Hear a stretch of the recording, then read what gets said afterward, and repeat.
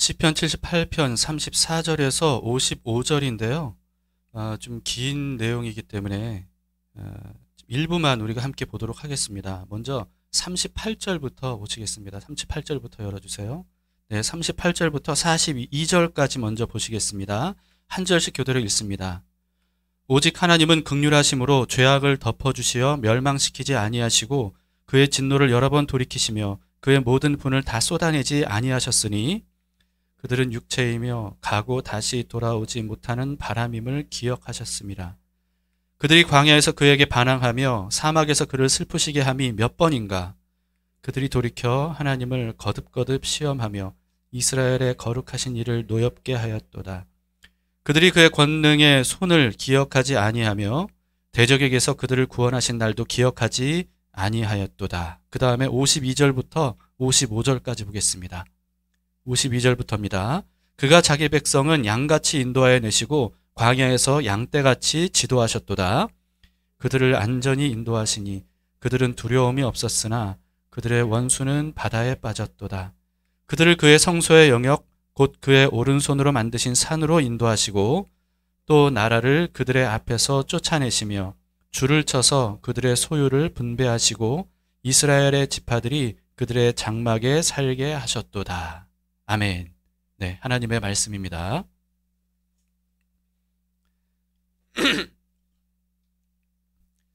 우리가 읽은 시편 78편은요, 전체적으로는 어떤 내용이냐 하면 후대에 말씀과 신앙을 전수하리라 라고 하는 그런 내용이에요. 그런데 전수를 해야 되는데 후손들은 이 이스라엘의 조상들처럼 하나님을 배반하는 잘못을 저지르지 않게 하기 위해서 올바른 신앙을 전수해야 된다. 말씀을 전수해야 된다. 이런 내용입니다. 그러면서 이스라엘 조상들이 어떤 잘못을 저질렀는지를 이 시편 78편 전체를 통해서 설명을 해주고 있습니다. 어제 큐티 본문에서는 출애굽한 이스라엘 백성들이 광야에서 하나님께 끊임없이 원망과 불평을 쏟아낸 내용들이 나와요. 하나님께서 그런 백성들에게 만나와 메추라기를 원 없이 먹을 수 있도록 그렇게 내려주셨습니다. 그럼에도 불구하고 이들이 여전히 탐욕을 버리지 않았기 때문에 하나님의 징계를 결국은 받게 되는 내용이었습니다. 그리고 이어지는 오늘 본문은요, 이스라엘 백성들이 이집트의 노예로 있었을 때 그때 하나님께서 이집트에 10가지 재앙을 내리심으로써 이스라엘을 거기서 구원해 내셨다라고 하는 그런 내용입니다. 근데 이들이 은혜를 잊고 계속해서 이 광야에서 반복적으로 하나님을 배반하고 시험한 내용입니다. 그런데도 불구하고 하나님께서 결국은 이들이 가나안 땅으로 들어가게 하셨고 거기에 정착하게 하셨다. 그런 은혜를 베푸셨다 하는 내용이고요. 그리고 내일 본문에서는요, 사사기와 사무엘상까지의 내용이 쭉 나옵니다. 그래서 그 역사를 통해서 이스라엘 백성들이 계속해서 하나님께 배반을 했다는 내용. 그럼에도 불구하고 하나님께서 그때 사무엘을 세우시고 그 다음에는 다윗을 세우심으로써 이스라엘을 정말 잘 지도할 수 있도록 은혜를 베풀어 주신 내용. 이런 것들이 이제 78편 전체의 흐름입니다. 여러분, 이 흐름 속에서 우리가 오늘 본문을 볼 수 있기를 바랍니다. 시인은요, 이처럼 이스라엘의 역사에 대해서 후손들에게 알려줄 때 이스라엘의 역사에 대해서 조금 더 미화하지 않았습니다. 미화하지 않았다는 거예요. 포장하지 않았다는 겁니다. 그냥 솔직하게 이스라엘 백성들이 얼마나 그동안 조상들이 잘못했는지 이런 것들을 낱낱이 다 얘기를 하면서 후손들이 그걸 반면교사로 삼아서 올바르게 신앙생활을 하면서 하나님과 함께 더불어 살아가는 나라가 될 수 있도록, 그래서 잘못된 전철을 다시는 밟지 않도록 하기 위해서 이스라엘 역사를 이렇게 되짚어 본 겁니다. 여러분, 나라의 민족의 부끄러운 역사를 감추고 왜곡하고 또 미화하는 그런 나라와 민족은요, 부끄러운 역사를 반복할 수밖에 없겠죠. 근데 교회도 마찬가지입니다. 교회도 그동안 잘못한 것들이 있다면 교회가 그걸 무조건 이렇게 뭐랄까요, 감싸고 또 변명하고 또 미화하고 이렇게 해서는 안 되고요. 잘못된 건 잘못됐다고 시인을 하고, 그래서 다음 세대가 절대 그런 교회가 되지 않도록 하기 위해서 우리는 반면교사를 삼을 수 있도록 가르쳐야 됩니다. 교회의 썩은 부분들, 이런 것들을 그냥 감추기만 하고 도려내질 않으면요, 그러면 결국은 전체가 다 부패해버려서 갖다 버릴 수밖에 없는 거죠. 교회 전체의 책임뿐만 아니고 우리 한 사람 한 사람도 마찬가지입니다. 우리 자녀에게 또 우리 교회의 후손들에게 우리가 신앙을 잘 전수를 해줘야 되는데요. 그러려면 잘못된 부분들 이런 것들도 솔직하게 다 얘기를 하면서 아이들이 그런 것들을 보고 이렇게 하면 안 되는구나 라고 하는 것도 분명히 가르쳐 줄 수 있어야 된다고 생각합니다. 오늘 본문에서 시인은요, 이스라엘 조상들이 징계를 당할 때 회개하기는 했다고 합니다. 34, 35절을 보세요. 하나님이 그들을 죽이실 때 그들이 그에게 구하며 돌이켜 하나님을 간절히 찾았고 하나님이 그들의 반석이시며 지존하신 하나님이 그들의 구속자이심을 기억하였도다. 예, 여러분 이들이 회개했는데요. 왜냐하면 하나님이 죽이실 때 이렇게 되어 있죠. 여러분 이 죽이실 때가 어떤 때를 의미하는지 바로 앞의 내용을 우리가 보면 알 수 있는데요. 32, 33절에 이렇게 기록이 되어 있습니다. 이러함에도 그들은 여전히 범죄하여 그의 기이한 일들을 믿지 아니하였으므로 하나님이 그들의 날들을 헛되이 보내게 하시며 그들의 햇수를 두려움으로 보내게 하셨도다.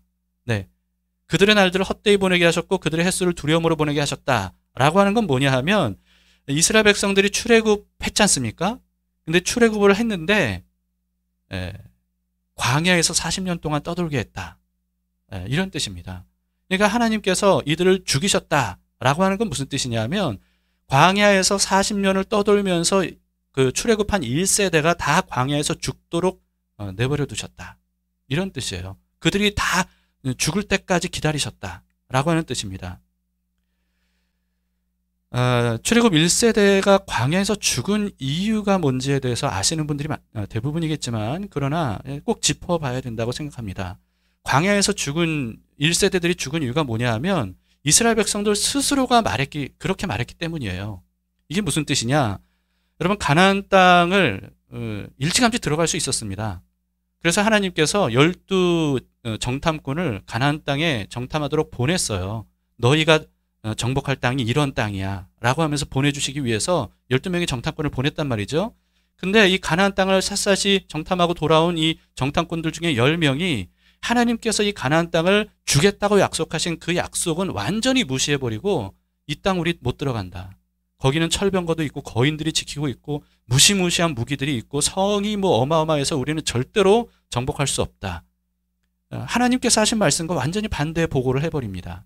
그런데 문제는요, 그런 보고를 들은 이스라엘 백성들이 하나같이 다 하나님의 약속은 완전히 무시해버리고 전혀 하나님을 믿지 않는 반응을 보인 거예요. 이 10명의 정탐꾼의 말대로 우리는 절대로 거기 못 들어가겠구나. 절망하고 낙심하면서 그럴 거면 왜 우리를 여기까지 보냈냐라고 하면서 이 폭동을 일으키듯이 원망과 불평을 막 쏟아냅니다. 민수기 14장 2절 3절에 이스라엘 자손들이 이렇게 했어요. 이스라엘 자손이 다 모세와 아론을 원망하며 온 회중이 그들에게 이르되 우리가 애굽 땅에서 죽었거나 이 광야에서 죽었으면 좋았을 것은 뭐라고 얘기했어요? 이 광야에서 죽었으면 좋았을 것을 이렇게 얘기했어요. 어찌하여 여호와가 우리를 그 땅으로 인도하여 칼에 쓰러지게 하려 하는가? 우리 처자가 사로잡히리니 애굽으로 돌아가는 것이 낫지 아니하랴. 이렇게 말합니다.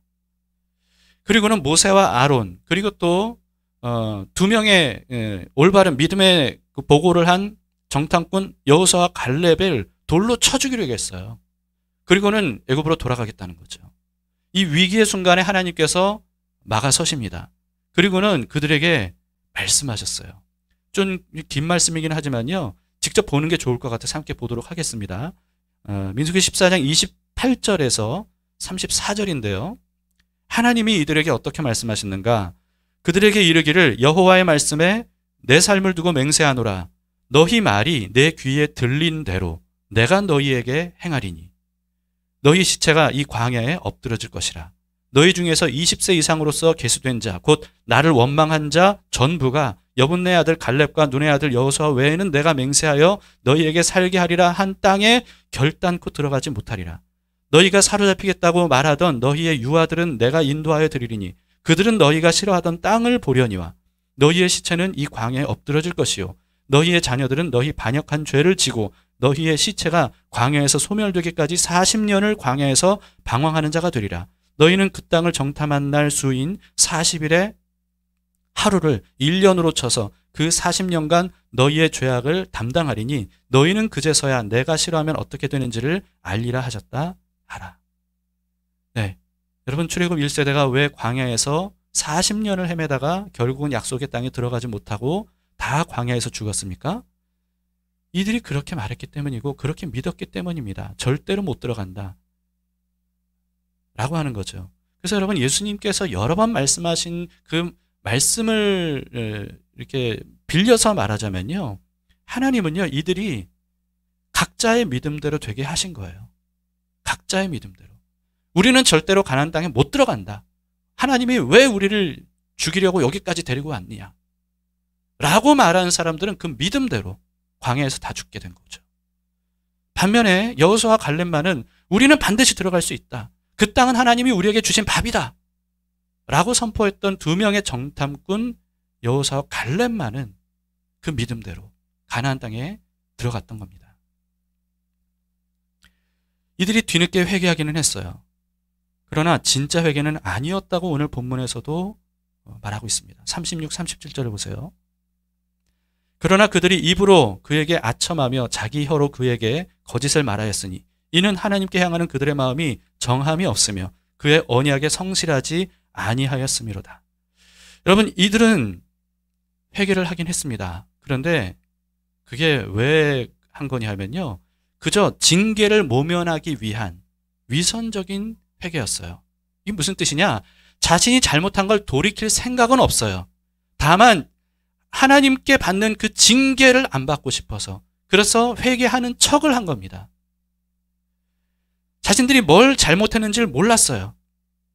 돌이키려고 하지 않았습니다. 잘못했다고 생각하지 않은 거예요. 진짜 회개가 뭡니까, 여러분? 자신의 생각과 행동이 잘못되었다는 것을 시인하고 그러면서 하나님께 용서를 구함과 동시에 자신의 잘못된 생각과 행동을 버리고 돌아서는 것. 그럼으로써 하나님의 말씀을 따르는 것. 이게 바로 회개거든요. 단지 잘못했으니까 용서해 주세요. 이게 아닙니다. 이제는 우리의 잘못된 생각을 버리겠습니다. 돌아서겠습니다. 주님의 인도하심을 따르기를 원합니다. 여기까지 가야 회개죠. 그러나 이들은 여전히 회개한다고 하면서도 하나님의 말씀대로가 아니라 자기의 생각대로 그동안 행동해 왔다는 것, 그것을 우리는 성경을 통해서 너무나도 많이 볼 수가 있습니다. 이게 이스라엘 전 역사에서 나타나요. 그렇게 되면 약속의 땅으로 들어갈 수 없게 되는 거죠. 우리는 이와 같은 내용들을 통해서요, 구원에 대해서 분명히 알아야 됩니다. 구원이 뭔가? 여러분 구원 받으셨습니까? 네, 구원 받았다고 생각하시는 분들은 아멘 해보세요. 구원 받으셨습니까? 네, 온라인 예배를 들으시는 분들도 대답하셨습니까? 여러분 예수 그리스도를 믿으면 구원을 받았다, 이렇게 말할 수 있습니다. 네, 그렇게 말할 수 있어야 돼요.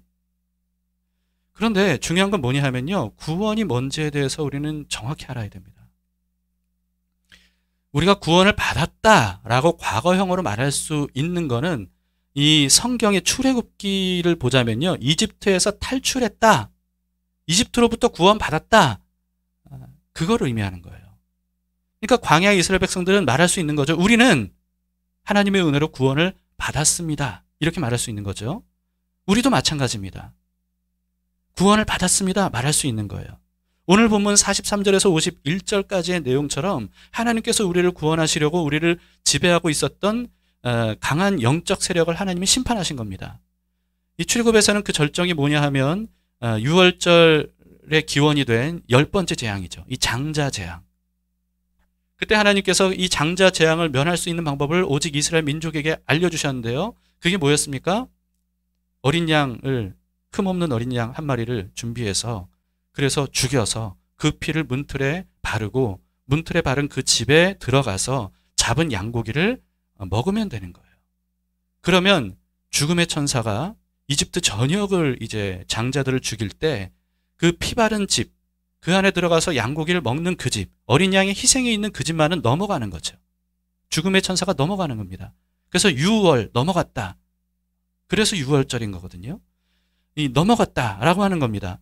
그럼으로써 이집트의 모든 장자들만 다 죽고 이스라엘 민족만 구원을 받았습니다. 그리고 그 밤에 비로소 이집트로부터 구원을 얻었던 거예요. 출애굽을 할 수 있었던 거죠. 여러분, 이 유월절이 잘 알다시피 세상죄를 지고 가시는 유월절 어린 양으로 죽으신 예수 그리스도의 십자가, 그걸 의미하잖아요. 그래서 이와 같이 예수 그리스도의 십자가, 피 흘려 죽으신 십자가, 예수 그리스도의 그 희생, 이것을 우리의 희생으로, 우리를 위한 대속으로 믿고 주님을 마음에 영접한 사람은요, 마치 그날 밤 구원을 받고 출애굽을 했던 이스라엘 백성들처럼 구원을 받았다라고 말할 수 있는 겁니다. 과거형으로. 여러분, 예수님 믿으시죠? 그렇다면 이미 구원을 받았다라고 하는 겁니다. 예수님을 믿는다면 그 사실을 의심할 필요가 없어요. 분명히 우리는 의심할 필요가 없습니다. 그런데 아셔야 되는 게 있어요. 그렇게 구원받은 것은요, 이제 구원이 시작된 것에 불과한 거예요. 구원이 시작이 된 겁니다. 구원이 완료된 게 아니에요. 구원은 언제 완료가 되죠? 구원은 언제 완료되냐 하면 약속의 땅에 들어가면 완료가 되는 거예요. 약속의 땅에 들어가면. 다시 말해서 우리들이 하나님 나라로 들어가면 완료가 되는 겁니다. 그런 의미에서 이미 우리는 구원을 받았다라고 말할 수 있어요. 근데 동시에 아직 구원이 완료된 건 아니다. 아직 구원을 받은 건 아니다. 또 이렇게 말할 수도 있는 겁니다. 여기에 대한 우리의 분명한 이해가 있어야 됩니다. 여러분, 비유로 여러분들께 말씀을 드리자면요, 몸에 이상이 생기면 우리가 어디를 가요?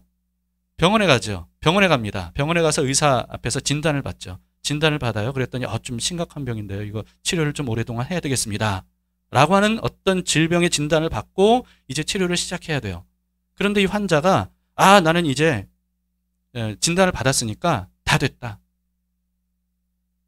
의사는 얼마 기간 동안, 뭐 몇 개월 또는 몇 년 동안 치료를 받아야 됩니다, 이렇게 얘기했음에도 불구하고 나는 이제 의사에게 찾아가서 이제 진단을 받았으니까 난 다 된 거야. 그리고는 먹으라는 약도 안 먹고 받으라는 치료도 안 받고 자기는 이미 병원에 갔다 왔다. 여러분, 이러면 이 사람이 병을 나을 수가 있겠습니까? 그럴 수 없다는 거예요. 병원에 찾아가서 진료를 받은 거는 치료의 시작일 뿐이죠. 끝까지 치료를 받아야, 그래야 병이 나을 수 있는 거 아닙니까? 마찬가지입니다. 예수님을 믿은 사람은요, 누구나 출애굽한 것 같은 구원을 이미 받은 거예요. 그런데 여러분, 어떤 사람들은요, 이렇게 얘기를 해요. 이렇게 가르칩니다. 한 번 구원받았으니까 과거, 현재뿐만 아니라 미래의 모든 죄가 이미 다 용서받았다. 나는 이미 다 완료가 됐다. 그렇기 때문에 이제는 내가 어떤 죄를 저질러도 구원이 취소될 수 없다. 내가 천국 가는 거는 따놓은 당상이다. 이렇게 가르칩니다. 심지어는요, 제가 한 1년 전쯤인가 유튜브 영상에서 직접 본 게 뭐냐면요, 어떤 유명한 목사, 정확히 누군지는 사실 기억이 안 납니다. 근데 인터넷에 찾아보니까 저만 본 게 아니었더라고요. 지금은 아무리 뒤져봐도 그 영상이 안 보이던데 뭐라고 얘기를 했냐면요, 한 번 구원을 받으면 완전한 구원을 받은 거기 때문에 살인을 저질러도 천국 가는 거 취소되지 않는다. 이렇게 가르치더라고요. 제가 그 설교 영상을 보고 정말 깜짝 놀랐습니다. 여러분, 이거는 정말 잘못된 가르침이에요. 성경은 절대로 그렇게 가르치지 않습니다. 그런 말에 속아서는 안 돼요. 우리가 구원받았다라고 말할 수 있는 게 뭔지에 대해서 우리는 분명히 알아야 돼요. 출애굽했다는 거예요. 구원이 시작됐다는 겁니다.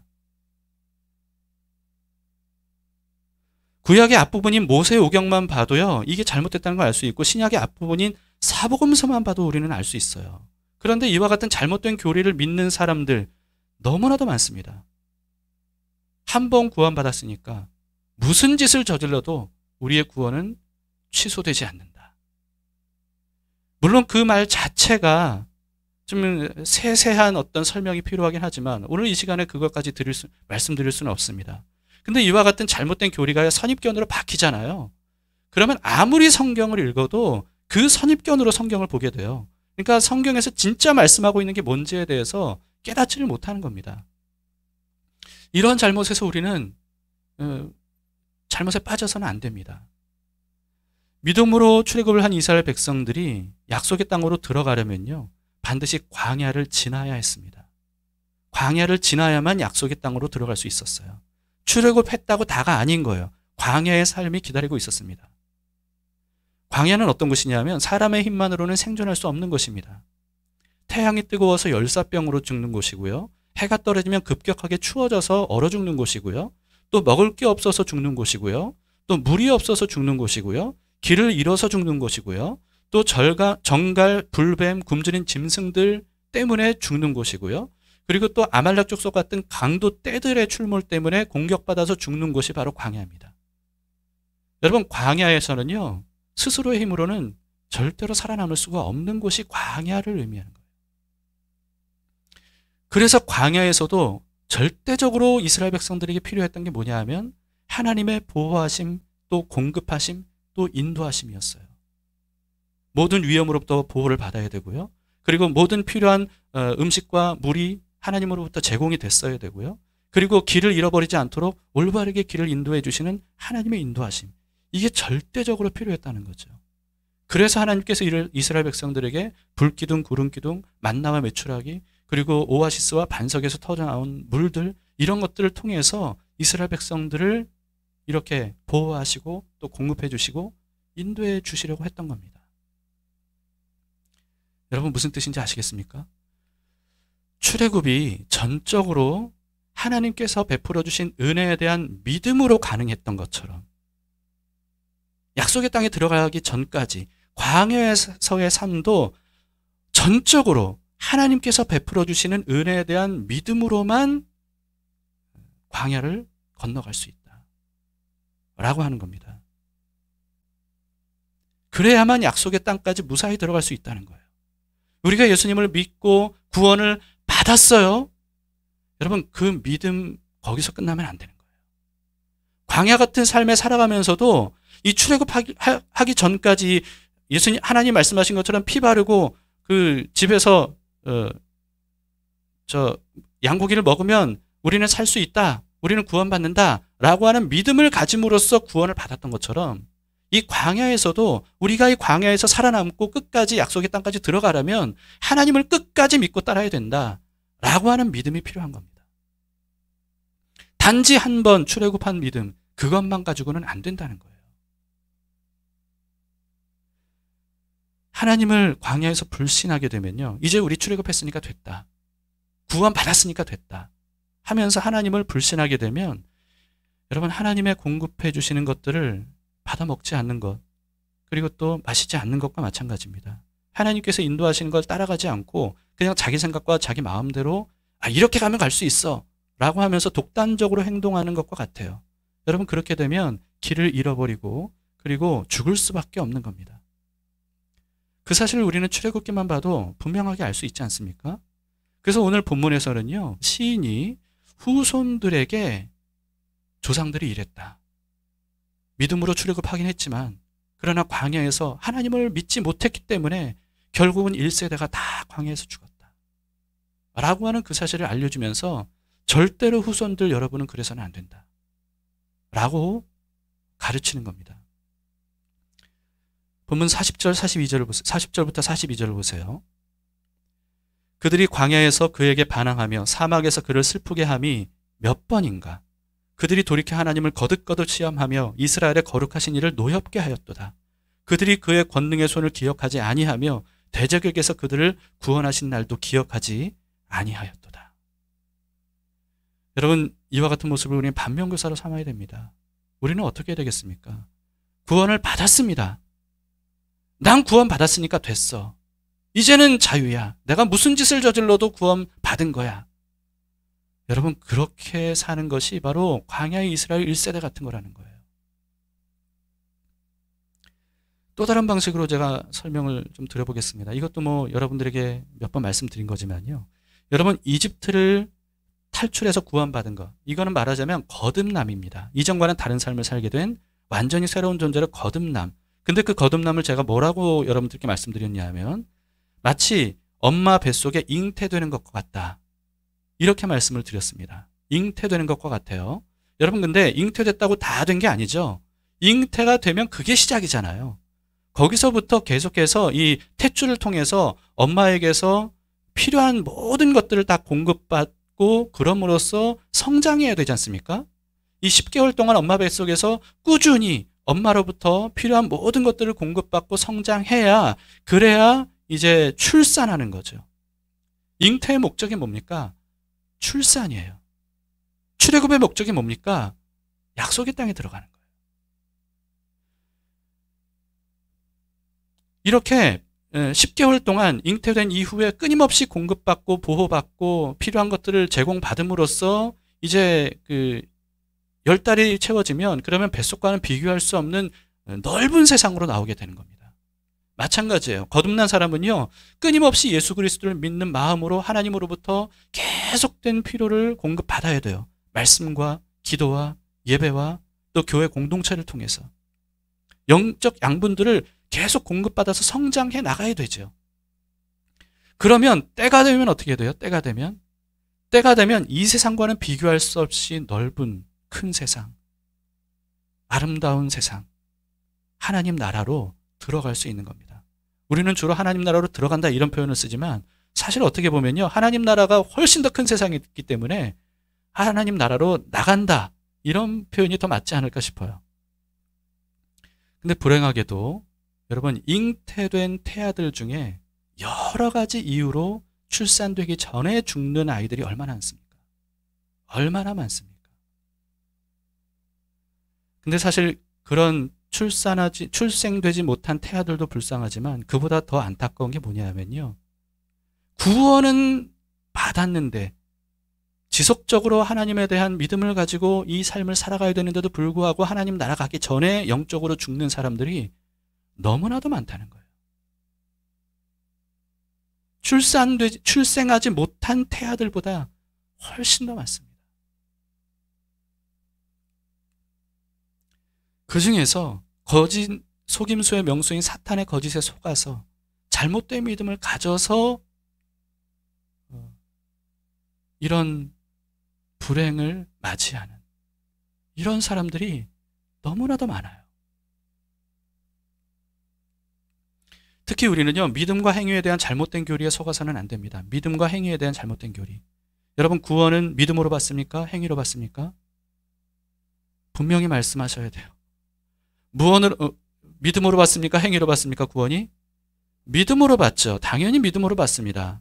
그런데 여기서 말하는 믿음은 지적인 믿음이 아니고요, 하나님에 대한 신뢰를 의미해요. 신뢰. 하나님을 신뢰해야 출애굽할 수 있었던 거고요. 그리고 하나님을 신뢰해야 광야를 통과할 수 있는 거고요. 그리고 하나님을 끝까지 신뢰해야 약속의 땅까지 들어갈 수 있는 겁니다. 이 모든 것에 하나님에 대한 믿음이 필요한데 그게 바로 신뢰라는 거예요. 근데 그렇다고 해서 여러분, 행위는 전혀 구원에 상관없다 이렇게 생각해서는 안 됩니다. 믿음을 너무나도 강조한 나머지 행위는 아무것도 아니다 이렇게 부정하는 거, 여러분 이것은 성경의 가르침과 달라요. 성경은 그렇게 말씀하고 있지 않습니다. 성경은요, 행함이 없는 믿음은 죽은 믿음이라고 하고 있고요, 율법 구약 성경뿐만 아니라 신약 성경에서도 얼마나 많이 믿음의 행위를 강조하는지 몰라요. 바울도, 오직 믿음으로만의 구원을 강조했던 바울도요, 행위에 대해서 얼마나 많이 강조했는지 모릅니다. 예수님도 그랬어요. 예수님도 열매로 안다고 말씀하시면서 행위로 그 믿음을 진단해 볼 수 있다고 이렇게 말씀하실 정도였습니다. 그런데 행위가 중요하다고 말하면요, 이게 대부분 사람들이 행위론자, 그건 행위 구원론이야 이렇게 말하는 사람들이 있습니다. 행위 구원론이야. 여러분, 이거는 성경이 말하는 그 믿음으로 행함에서 그 행함, 행위, 거기에 대한 뚜렷한 이 개념이 안 잡혀 있기 때문입니다. 우리는 여기서 말하는 행위에 대한 분명한 개념을 잡아야 돼요. 흔히 행위, 행함이라고 말하면 보통 어떤 걸 생각하냐면요, 선행하는 것 이렇게 생각합니다. 선행하는 것. 그래서 마치 선을 쌓아야만 구원을 받을 수 있는 것처럼, 착한 일을 많이 해야 구원받을 수 있는 것처럼. 여러분, 이게 대부분의 종교에서 이렇게 가르치지 않습니까? 그리고 사회 윤리적으로도 사람들이 상식적으로 이런 마음을 가지고 있거든요. 그러니까 선한 일을 많이 하면 구원을 받을 수 있다 라고 생각하는 겁니다. 또는 선행과 함께 정의로워야 되고 또 정직해야 되고 뭐 이런 거죠. 윤리 도덕적인 겁니다. 그런데 이런 행위로 구원을 받을 수 있다고 말하면 그건 명백한 행위 구원론이에요. 행함이 있는 믿음을 그런 것으로 생각하시면 안 됩니다. 행함이 있는 믿음, 믿음으로의 행위, 그런 게 아니에요. 쉽게 말하면요, 우리에게 필요한 믿음으로의 행위는 뭐냐 하면 하나님의 말씀에 대한 전적인 순종하는 행위, 그걸 말하는 겁니다. 무조건 선행을 하는 게 아니고요, 하나님 말씀대로 하는 거예요. 하나님의 인도하심대로 하는 거예요. 하나님 말씀대로 따라가는 것, 하나님께서 하신 말씀대로 행하는 것, 이게 바로 성경이 말하는 행함이 있는 믿음이고 그리고 믿음으로 행하는 것이다 라고 하는 겁니다. 빨리 가야 되겠네요. 그래서요, 출애굽으로 보자면 불기둥 구름기둥이 가면 따라가고 불기둥 구름기둥이 서면 거기에 정착하고 불기둥이 오른쪽으로 가면 오른쪽으로 가고 왼쪽으로 가면 왼쪽으로 가고, 이게 바로 믿음의 사람에게 필요한 행위라는 겁니다. 만나를 하나님께서 가르쳐 주신 방법대로 매일 새벽에 나가서 거두는 것, 그걸 먹는 것, 말씀대로 성막을 말씀하신 대로 짓는 것, 말씀하신 대로 제사를 드리는 것, 이집트인들과 가나안인들처럼 살지 말라, 그건 부정한 것이다, 말씀하신 금하신 것들을 하지 않는 것, 이것이 바로 믿음으로 행하는 것이라는 거죠. 이게 바로 행함이 있는 믿음이라는 겁니다. 그렇지 않으면 광야에서 살아남을 수가 없는 겁니다. 그냥 하나님과 관계없이 내가 생각하는 대로 이게 선이야, 이게 착한 거야, 이렇게 하면 난 구원받을 수 있어, 그게 아니라는 거죠. 무슨 뜻인지 아시겠죠? 우리에게 필요한 행위, 믿음으로의 행위가 하나님에 대한 순종이라는 겁니다. 그런데 그 모든 말씀과 뜻의 핵심이 서로 사랑하라, 이 사랑이기 때문에, 그렇기 때문에 사랑으로 선을 베푸는 게 필요한 거예요. 하나님에 대한 믿음으로 선을 베푸는 것, 이게 바로 우리가 해야 될 선행인데, 근데 그게 아니라 자신의 선행을 내세우고 그래서 자신의 선행이 구원의 근거로 생각하는 것, 그럼 이게 바로 행위 이전에 믿음 자체가 잘못된 겁니다. 시인은 이렇게 말해요. 52절을 보세요. 그가 자기 백성은 양같이 인도하여 내시고 광야에서 양떼같이 지도하셨도다. 하나님께서 선한 목자로서 이스라엘 백성들을 광야에서 양떼처럼 인도해 주셨대요. 이스라엘 백성들은 그러면 어떻게 해야 되는 겁니까? 양떼처럼 인도해 주시는 선한 목자이신 하나님을 끝까지 따라가야죠. 선한 목자이신 주님에 대한 절대적인 믿음이 있으면 결국은 어디로 들어갑니까? 약속하신 땅. 거기에 대해서 다윗은 뭐라고 얘기했습니까? 쉴만한 물가, 푸른 풀밭. 부족함이 전혀 없는 영원한 평안과 안식을 얻을 수 있다. 이렇게 고백을 했습니다. 시인은요, 이스라엘 양떼처럼 인도해 주셨기 때문에 그들이 가나안 땅에 들어갈 수 있었다고 말해요. 55절 마지막 절입니다. 55절. 또 나라를 그들의 앞에서 쫓아내시며 줄을 쳐서 그들의 소유를 분배하시고 이스라엘의 지파들이 그들의 장막에 살게 하셨도다. 자, 여러분, 오늘 말씀을 통해서 우리 구원에 대해서 확실하게 알 수 있기를 바랍니다. 우리 죄를 위해서 유월절 어린 양으로 죽으신 예수 그리스도, 그분을 믿는다면 누구나 구원을 이미 받은 겁니다. 그런데 그 구원은 출애굽한 것 같은 시작에 불과하다, 출발한 것이다 라고 하는 사실을 잊지 말아야 됩니다. 우리에게는 광야의 삶이 남아있어요. 약속의 땅에 들어갈 때까지의 삶이 남아있고, 그 삶도 우리는 지속적으로 하나님에 대한 신뢰를 가지고 하나님께서 말씀하시는 대로, 인도하시는 대로 공급해 주시는 것을 잘 받아먹고, 그리고 인도하시는 대로 잘 따라가고, 여러분, 그런 믿음이 필요합니다. 그리고 믿음으로 행하는 게 필요해요. 저는 하나님 믿어요 라고 하면서 불기둥이 오른쪽으로 가는데 그 길 아닌 것 같은데 왼쪽으로 간다. 여러분, 그거는 말로만의 믿음이지 진짜 믿음이 아닙니다. 그래서 행위가 중요하다는 거예요. 말로만 믿는다고 하고 믿는 대로 행하지 않으면 구원받을 수 없는 믿음입니다. 그런 믿음을 죽은 믿음이라고 하는 거예요. 우리는 그렇다면 광야 같은 삶을 살아가고 있는 이때 어떻게 해야 되겠습니까? 매일매일 선한 목자이신 예수 그리스도, 그분을 신뢰하고 의지하는 마음으로 주님의 말씀을 받아먹고, 그리고 주님께서 말씀하시는 대로 따라가고 보호를 받고, 그럼으로써 우리는 하나님께서 약속하신 그 땅까지 끝까지 따라가는 겁니다. 우리의 목표는요, 하나님 나라에 들어가는 겁니다. 그때까지 예수님을 잘 따라가는 거예요. 그렇게 될 수 있도록 우리가 함께 서로 격려하면서 믿음으로 광야 같은 인생길을 함께 끝까지 잘 걸어가도록 합시다. 아멘. 함께 하나님 앞에서 일어나시겠습니다.